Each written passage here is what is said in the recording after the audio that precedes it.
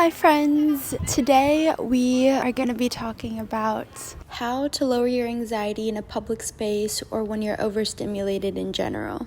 If you live in a city or you are constantly surrounded by roommates or people wherever you are, or it seems like you can't find a nice safe space, same. I lived in New York City for 6 years, and for 3 of those years I lived with 10 roommates, so I understand. Finding your own space and having your own safe space is so important for mental health. It can be hard to find if your environment doesn't allow it, and there's a lot of stimulation. And if you're like me and you have mild ADHD or you just get overstimulated, you know what it's like to be surrounded by craziness and also not be regulated.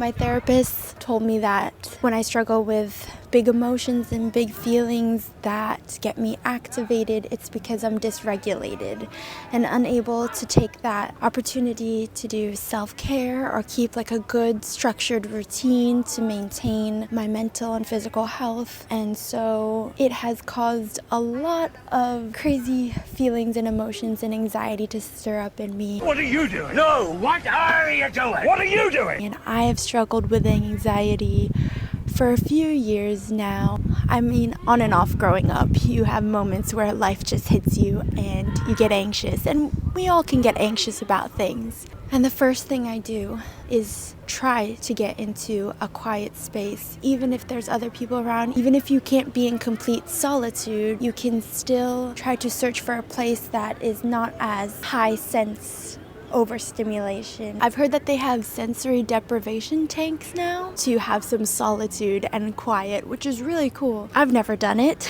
I just usually try to find a quiet room. When I used to work in an office and I was super overwhelmed by just the environment, if it was a really busy day in the office and everybody was in, the bathroom is the easiest place to find some solitude. Even if it's a public bathroom, you have a little stall. There's been one or a few times when I've been in like a crazy restaurant or bar and just gone into the stall at the restroom there and just been like, not taking the deepest of breaths because the smell, but just calming my mind.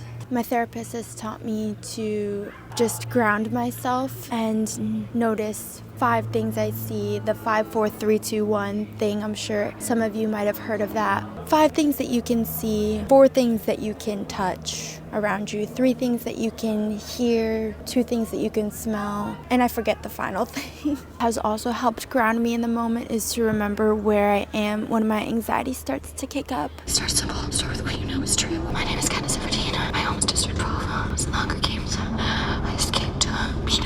Peter was left behind.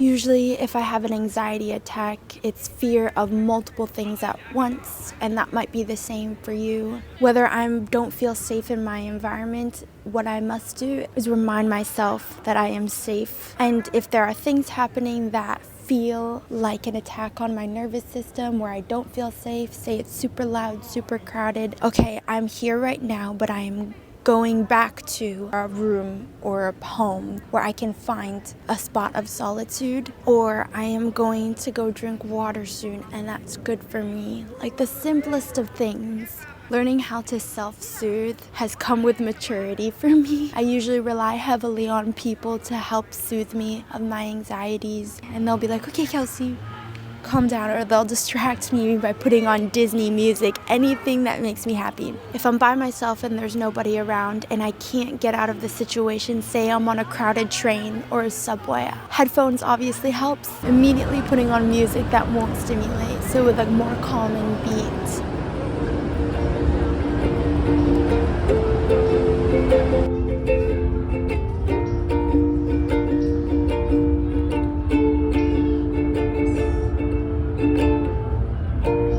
And if you don't have noise canceling headphones or headphones at all, letting your mind imagine, really exercising your imagination and going into the secret place. And what I would do on a subway or like in a classroom is like during school when I wasn't allowed to wear headphones in the middle of class, I have let my mind wander. That has been a weakness for such a long time. is having a wandering mind and not being present sometimes, but it can also be a huge strength in times of trauma, or not even trauma, but times where you're not feeling good in your immediate environment and your imagination and thoughts are running wild in a bad direction. Is training your mind to imagine a better setting. I had a really powerful imagination as a kid, and a lot of kids do, so taking yourself back to that age when imagination was just so powerful. I would imagine being on a beach, imagine being somewhere like this,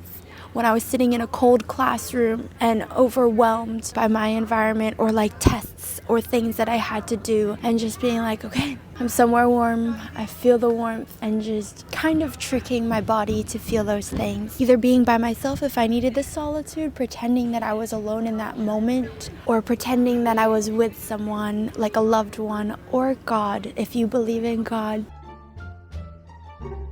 You fell in love with God? Like Jesus? That he is just sitting right next to you and saying soothing things to you, like you are loved, you are cared for, kind of the affirmations that we should speak to ourselves. So I just ran a marathon 2 months ago, and the only thing that got me through the last 6 miles, which were the most painful, any person who's run a marathon will relate to this, or just the last few miles of any race, the final push of anything is when you need it the most. Is the cookie jar method. Reaching in and feeling that feeling of victory, of accomplishing it, of completion, will give your mind an actual boost of dopamine that you need to continue. Because for someone like me with ADHD, I have lower dopamine levels, and it takes a lot more effort to start a task because of perfectionism, because of a lot of things that are running through my mind in a moment. For me to just do something as simple as brush my teeth and do laundry, it takes an immense amount of me having to think of, oh my gosh, how good does it feel when I get it done? And that feeling does give me dopamine. The cookie jar method and feeling that completion has helped. Is that blood, paint, rust? I don't know. That kind of goes back to the same practice as the 5, 4, 3, 2, 1 method. Just being aware of your surroundings is something that they always say in the MTA. Please be aware of your surroundings. The art of noticing. I feel like slow living and quiet living is noticing things. Is when you can talk to yourself in a public space, like in your own mind, or out loud.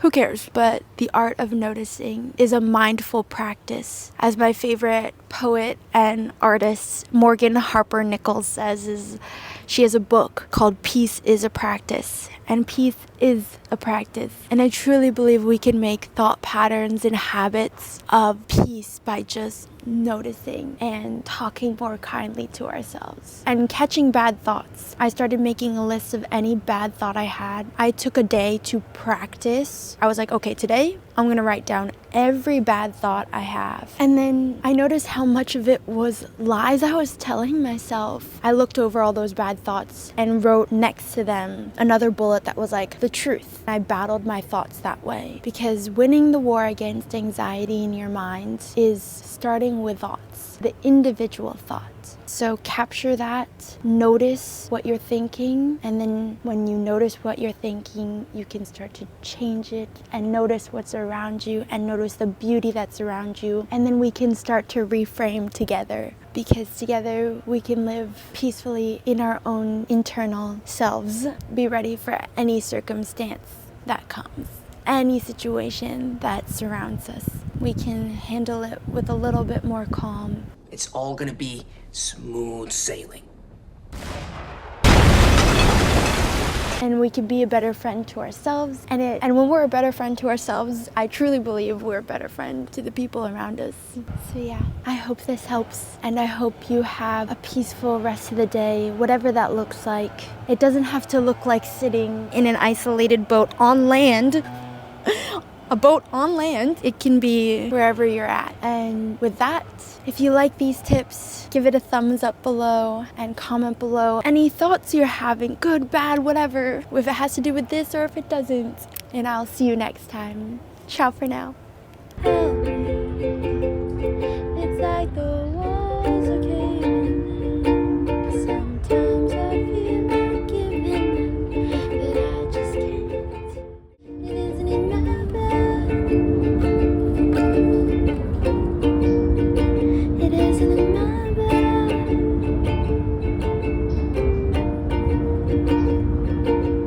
This whole time, a leaf blower has been going off and it's taken my entire focus to remember what I am thinking. You've got this, mate. What would Jack say if the world was going bad? He would say you just need a good bottle of rum.